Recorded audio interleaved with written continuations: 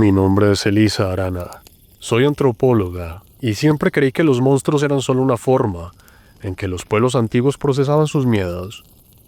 Pero en el Alto Ucayali aprendí que hay miedos que no necesitan ser procesados, pues estos tienen garras, huelen a muerte y las balas no los detienen. Escuchen bien porque lo que vi entre los árboles no era un mito, era un fósil viviente que todavía tiene hambre. Pónganse cómodos, relájense y acérquense a la luz para que hablemos de la oscuridad. Soy el Cuentacuentos.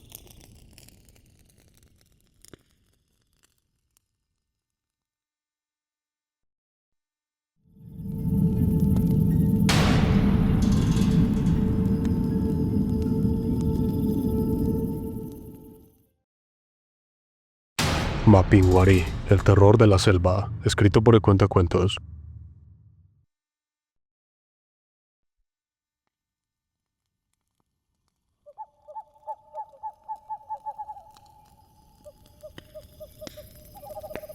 Yo no soy una aventurera. Soy una mujer que prefiere el olor de los libros viejos y el café de cafetera eléctrica. Soy Elisa Arana, nacida y criada en Lima. Estudié antropología en la Universidad de San Marcos y me especialicé en comunidades indígenas del grupo Pano. Siempre fui la mejor de mi promoción porque soy muy terca, y si un dato no me encaja, no duermo hasta encontrarle la lógica. Por eso terminé en el Alto Ucayali, en el Amazonas peruano. Me mandaron con una beca para documentar los dialectos de una comunidad matsés, que vive tan adentro que los mapas de Google solo muestran una mancha verde sin sentido. Mi motivo era puramente académico. Quería publicar el estudio definitivo sobre sus tradiciones orales y ganarme mi puesto en la facultad. Nada de misticismo, nada de conexión con la madre tierra. Yo buscaba datos puros y duros. Llegué a la comunidad después de 3 días en una pequepeque, esas lanchas pequeñas con un motor que suena exactamente como su nombre. El calor te golpea como un mudo de cemento húmedo. Al principio todo era normal. Los matsés son gente seria, de pocas palabras, pero muy observadores. Me asignaron una choza de madera y techo de hojas de palmas, a orilla de una trocha que subía hacia la tierra firme, que es como le dicen ellos a las zonas que no se inundan cuando el río crece. Fue en mi segunda semana cuando escuché la palabra por primera vez, Isnashi. Estaba sentada con don Filemón, uno de los ancianos, grabando una charla sobre la casa del tapir. De pronto, un ruido metálico vino de la selva. Era uno de los muchachos golpeando un tronco con un hacha para sacar leña. Don Filemón se puso rígido. Sus ojos, nublados por las cataratas, se clavaron en la dirección del monte. «Diles que paren», me dijo con un hilo de voz. «Al Isnashi no le gusta el ruido del acero. Lo despierta». «¿El Isnashi?», pregunté, encendiendo mi libreta. «¿Es algún espíritu protector del bosque, don Filemón? ¿Un dueño del monte?» Él me miró como si yo fuera una niña tonta. «No es espíritu, doctora. Es animal. Pero es un animal que no tiene hermanos. Tiene el pelo rojo como la tierra lavada y una boca en la barriga que te desmaya antes de que puedas correr. No lo llame, doctora. No le busque el nombre». Y en ese momento mi mente académica hizo lo que siempre hace: clasificar. Claro, pensé. Por homología, debe ser una deformación del oso hormiguero gigante. Sus garras son enormes, su pelaje es áspero y rojizo, y tiene glándulas de olor muy fuertes. Los matsés, por miedo o superstición, habían creado una leyenda alrededor de eso. Me sentí inteligente, me sentí superior.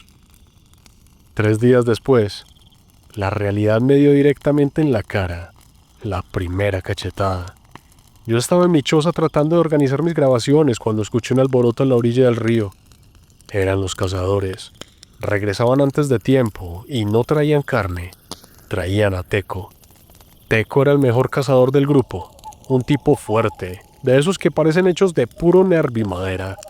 Venía cargado entre 2, pero no tenía heridas de flecha ni de jaguar. Lo que vi me revolvió el estómago. Teco estaba morado.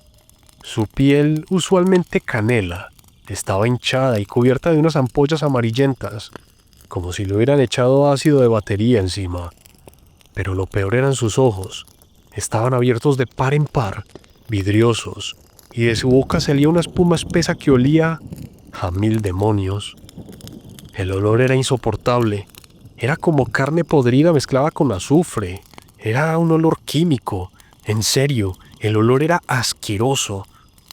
¿Qué le pasó?, grité, acercándome con mi botiquín de primeros auxilios, que en ese momento servía para lo mismo que nada. El Snatchy, dijo llorando uno de los cazadores, un chico joven que temblaba tanto que se le cayó la escopeta al barro. No lo vimos, doctora. Solo sentimos el olor. De pronto el aire se puso pesado, como humo. Teco estaba adelante, golpeando un tronco para abrir paso y cayó seco. Vimos una sombra, grande, como un hombre con poncho de pelos rojos, parado en 2 patas, pero no tenía cara. Solo ese aliento que te paraliza hasta el alma. Al Snatchy lo engañan los que no tienen olor, dijo don Filemón. Yo lo volteé a mirar sin comprender qué era lo que decía. Esa noche el miedo se instaló en el campamento como una niebla física. Los matsés apagaron todos los fuegos, se encerraron en sus malocas y me dijeron que no saliera por nada del mundo. Si escuchas que alguien te llama por tu nombre con la voz de tu madre o de un amigo, no contestes, me advirtió don Filemón antes de cerrar su puerta. Yo, encerrada en mi choza, me sentía ridícula. Es un gas natural, me decía a mí misma. Hay zonas volcánicas o depósitos de metano en el subsuelo que pueden causar alucinaciones y quemaduras. Saqué mi radio satelital para intentar pedir un reporte geológico a la base en Iquitos, pero lo único que salía por el altavoz era estática. Una estática extraña, rítmica, que subía y bajaba de tono. Entonces, fue ahí que el bosque se cayó. Si nunca has estado en el Amazonas, no sabes lo que es el silencio. La selva siempre grita. Grillos, ranas, monos, aves. Es un ruido constante. Pero, en ese momento, esa noche, todo se apagó. Fue como si alguien hubiera bajado un interruptor. Y en medio de ese silencio, escuché el primer paso. No era el paso de un animal grácil. Era un golpe seco sobre la tierra húmeda. Lento, pesado, y con cada golpe, un crujido de ramas rompiéndose. Algo se acercaba desde la trocha de la tierra firme. Algo que no tenía prisa porque sabía que nadie podía escapar de él. Me asomé por una rendija de las maderas de mi pared. La luna estaba llena y bañaba el claro del campamento con una luz de plata fría. Al principio no vi nada, pero de repente los árboles al borde del bosque empezaron a doblarse. No por el viento, sino porque algo los estaba empujando. Y entonces el olor llegó a mi choza. No era metano, no era gas. Era el aliento de algo vivo, algo viejo que llevaba siglos pudriéndose por dentro, pero que se negaba a morir. Me tapé la boca para no gritar, mientras veía como una silueta masiva, de casi 2,5 metros de alto, emergía de las sombras. No era un oso, no era un hombre, era una masa gigante de pelo rojizo, oscuro como la sangre seca, que caminaba con una torpeza aterradora, balanceándose de lado a lado. Me quedé petrificada. Mi lógica de antropóloga se hizo añicos cuando vi que la criatura se detenía frente a la maloca de don Filemón. Se puso en 2 patas, estirándose, y sus garras brillaron bajo la luna. Eran garras de 30 centímetros, curvadas, diseñadas para arrancar corteza o costillas. Pero lo que me hizo perder el control de mis esfínteres fue lo que hizo después. La criatura abrió un pliegue en su abdomen. No era una boca con dientes, Era algo peor. Era un orificio oscuro que empezó a exhalar una neblina grisácea, y de ese hueco salió un sonido que no voy a olvidar mientras viva. Un grito que empezó como el llanto de un bebé y terminó como la risa de un loco de manicomio. En ese momento, la radio satelital en mi mano empezó a pitar. La señal había entrado. El ruido del bip fue corto, apenas unos segundos, pero en el silencio de la selva sonó como un disparo.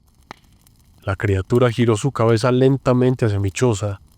No habían ojos, o al menos no los vi bajo ese pelaje grueso. Pero supe, con la certeza de quien ve la muerte de cerca, que me había escuchado. Me quedé inmóvil, pegada a la pared de madera de la choza, sintiendo cómo el frío del sudor me bajaba por la columna. Afuera, el Isnashi, o lo que sea que fuera esa masa de pelo y azufre, dejó de emitir aquel grito de recién nacido. El silencio que siguió fue peor. Era un silencio expectante, como el de un gato que ve una mosca atrapada en un frasco. Para entender por qué no salí corriendo como una loca, tienen que saber de dónde vengo. Yo no soy de las que se asustan fácil.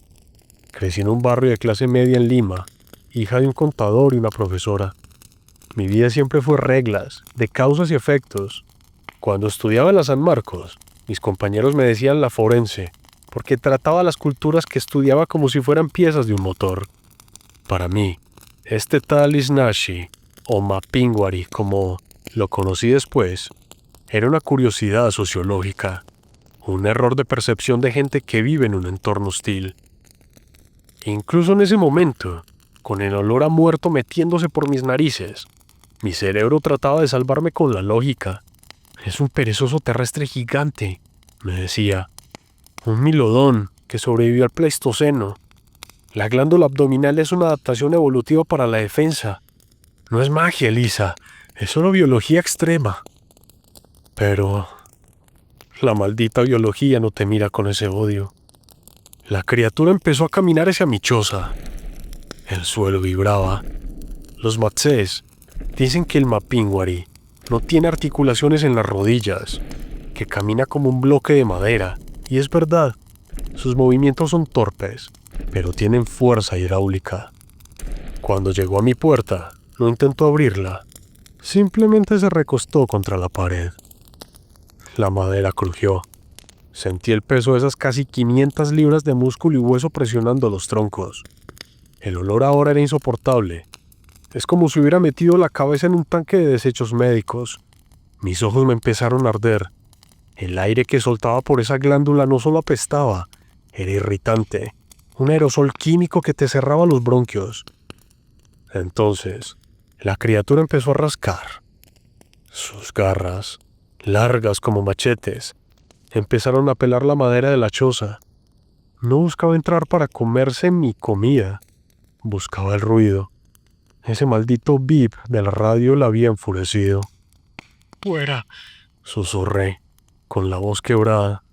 Dejé caer la radio y busqué a tientas en mi mochila. Saqué el spray para osos que me habían hecho comprar en Lima por si acaso. Sabía que contra un animal de ese tamaño era como echarle perfume a un incendio, pero era lo único que tenía. De repente el rascado paró. Escuché un soplido pesado, un estertor pulmonar justo al otro lado de la tabla donde yo apoyaba la espalda. Estaba oliéndome. Podía sentir el calor que emanaba ese bicho a través de las rendijas. Entonces, solté una especie de rugido que me hizo saltar los dientes. No fue un grito esta vez. Fue una vibración profunda que hizo que los frascos de mis muestras saltaran de la mesa y se hicieran trizas contra el suelo. La pared cedió. Un tronco de palma se partió y una garra negra, cubierta de un vello rojizo y áspero como el alambre, entró en la choza. La garra tanteó el aire, buscando algo que destrozar. Pasó a centímetros de mi cara. Me pegué al suelo, arrastrándome hacia el otro extremo de la habitación, mientras la criatura empezaba a demoler la estructura con una paciencia mecánica. ¡Ayuda!, grité, olvidando todas las advertencias de los matsés. Nadie respondió. En el campamento no se movía ni una hoja. Sabía que ellos estaban escuchando, rezando en sus malocas, quizás sacrificando algún animal para que la bestia se conformara conmigo y se fuera. En la selva, la solidaridad tiene un límite, y ese límite es Stiznashi. La choza empezó a inclinarse. El techo de palmas estaba viniendo abajo. Sabía que si me quedaba ahí me iba a aplastar o me iba a asfixiar por ese vapor fétido. Tenía que salir. La única salida era la ventana trasera, que daba directamente a la trocha que subía hacia el monte bajo. Me colgué la mochila, agarré mi linterna, sin encenderla. Envié rápidamente un mensaje de emergencia por la radio solicitando extracción y salté por el hueco justo cuando la pared frontal terminaba de colapsar. Caí mal, me doblé el tobillo en el barro, pero la adrenalina es una droga bendita. No sentí dolor. Me interné en la selva, cojeando, buscando la oscuridad más densa. No podía ir al río, el terreno era demasiado abierto y el hidroavión no llegaría hasta dentro de 3 días si es que alguien había recibido mi señal. Mi única opción era aguantar en tierra firme, en las zonas de árboles más grandes donde el animal, por su tamaño, tuviera más dificultad para moverse. Caminé durante lo que parecieron horas, guiándome por el tacto y el instinto. La selva de noche es otro planeta. Cada liana parece una serpiente, cada raíz es una trampa. Pero lo que me mantenía moviéndome no era el miedo a la oscuridad, sino el sonido que venía detrás de mí. No se había rendido. El mapinguarí es lento, pero no se cansa. Sigue tu rastro de miedo, tu rastro de olor. Llegué a una zona de árboles gigantes, de esos que llaman Chihuahuaco. El tronco era tan ancho que 3 hombres no podrían ni abrazarlo. En la base había una cavidad natural, un hueco entre las raíces tabulares que se hundía en la tierra. Me metí ahí, tapándome con hojas secas. Me quedé quieta, abrazando mis rodillas. El tobillo empezó a palpitarme y el frío de la madrugada amazónica se me metió en los huesos. Saqué la radio, la pantalla estaba rota, pero la luz roja de señal enviada seguía parpadeando débilmente. Por favor, rogué en un susurro. Que alguien haya escuchado. Pasaron las horas. El bosque empezó a recuperar su ruido normal. El croar de las ranas toro, el chillido de algún mono nocturno. Pensé que tal vez lo había despistado. Pensé que tal vez mi lógica tenía razón y el animal se había cansado. Pero entonces el olor regresó. Esta vez ya no venía de frente. Venía de arriba. Miré hacia las ramas altas del Chihuahuaco. A unos 10 metros sobre mi cabeza, entre el follaje espeso, vi una sombra gigantesca que ocultaba las estrellas.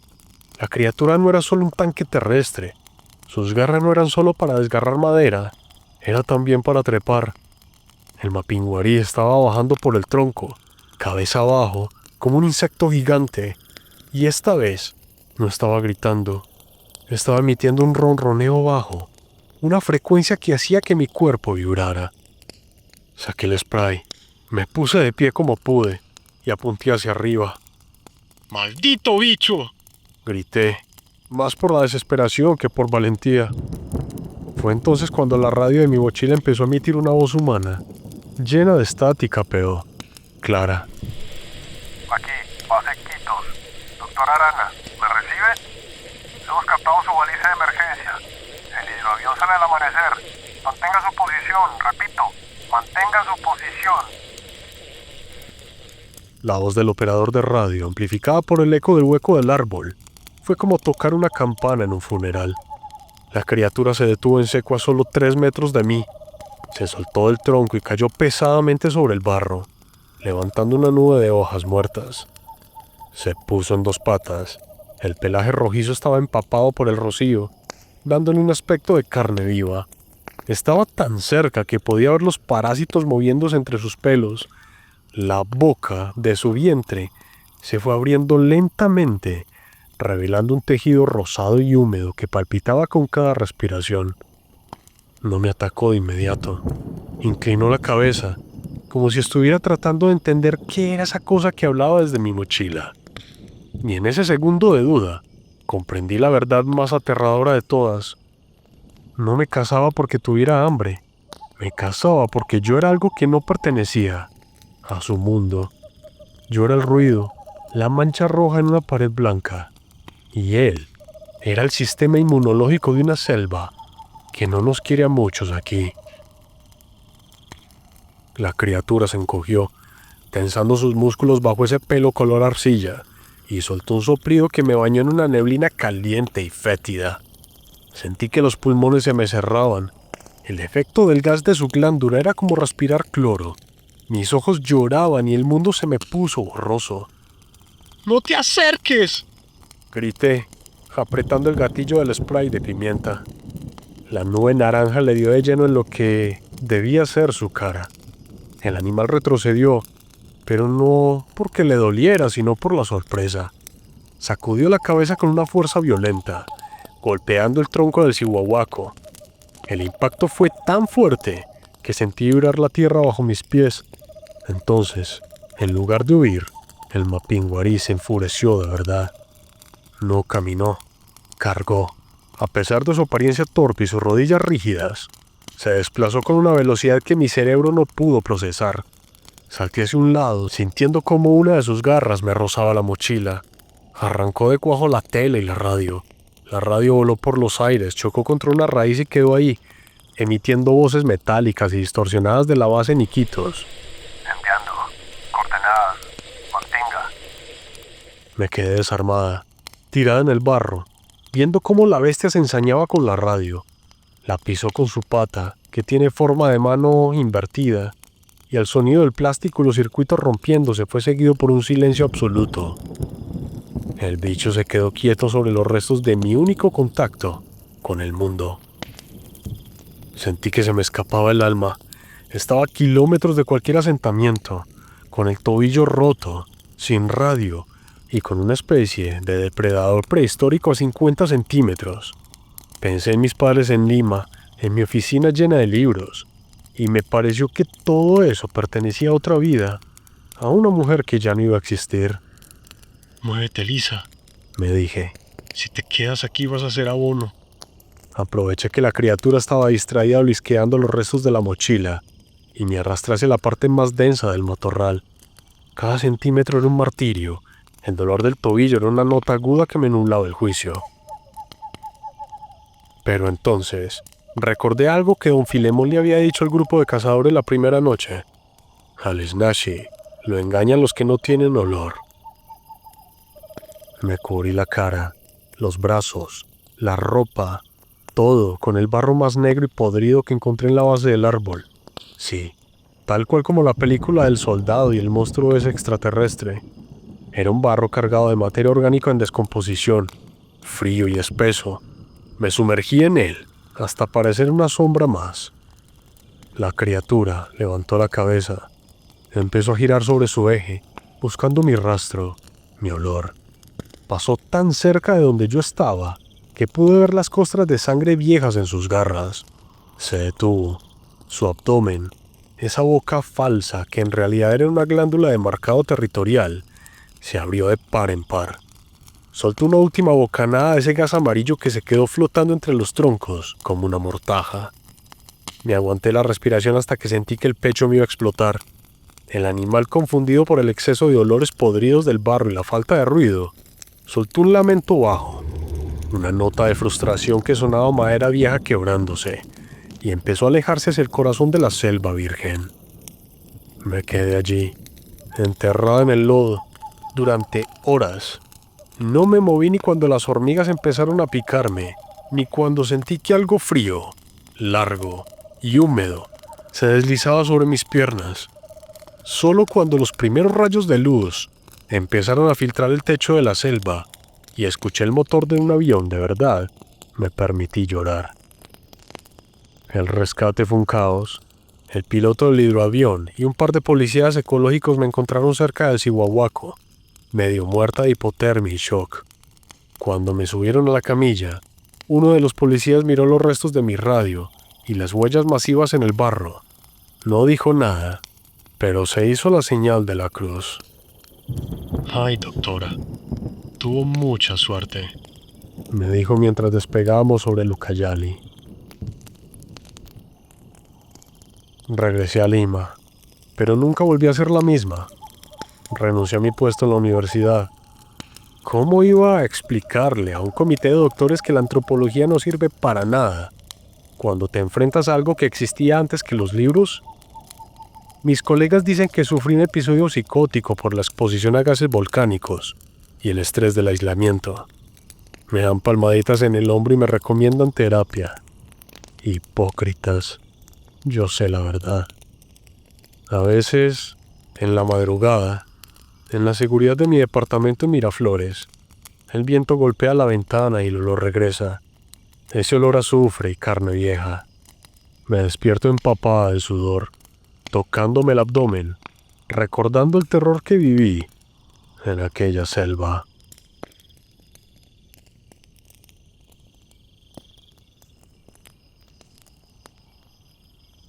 Ahí tiene la historia de la doctora Arana, una mujer que buscaba ciencia y encontró algo que no tiene nombre en los libros. La selva no es un jardín, cuenteros. Es un templo viejo que todavía exige algunos sacrificios. Si algún día les da por irse a la expedición, lleven más que una radio. Lleven una oración, porque hay cosas allá adentro que no creen en la tecnología. Gracias por escucharme. Soy el Cuentacuentos.